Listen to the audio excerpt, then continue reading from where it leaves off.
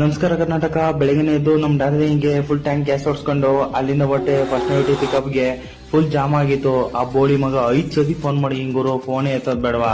ಅಯ್ಯೋ ನನಗ್ ಬಂದಿದ್ ಸಿಟ್ಟಿಗೆ ಅವ್ನ್ ಏನಾದ್ರು ಸಿಕ್ಕಿದ್ರೆ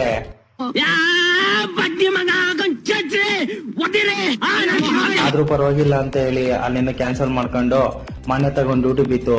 ಪಿಕಪ್ ಮಾಡ್ಕೊಂಡ್ ಬಂದ್ರೆ 4 ವಾರ ಜಾಮು. ಮನೆ ಹತ್ರ ಡ್ರಾಪ್ ಮಾಡಿ ಈಚೆಗೆ ಬರೋ ಅಷ್ಟೊತ್ತಿಗೆ ಮಧ್ಯಾಹ್ನ ಹೋಗಿತ್ತು. ಆಮೇಲೆ ನೋಡ್ರೆ 1 ಅವರ್ ಡ್ಯೂಟಿ ಇಲ್ಲ.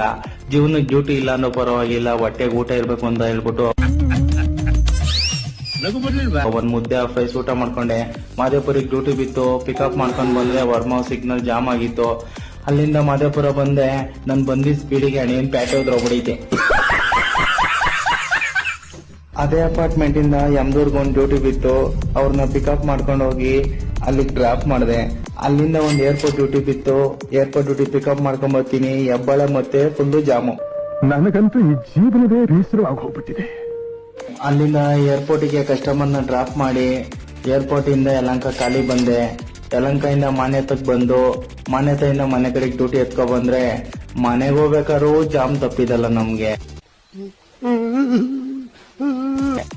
ಅಲ್ಲಿಂದ ಡ್ರಾಪ್ ಮಾಡಿ ಓಡ್ರ ಗಣೇಶ ಅಂತ ಹೇಳ್ಬಿಟ್ಟು ನಾನು ಮನೆ ಕಡೆಗೆ ಓಡ್ಬಿಟ್ಟೆ. ಇವತ್ತಿಂದಿಷ್ಟು, ನಾಳೆ ಸಿಗೋಣ.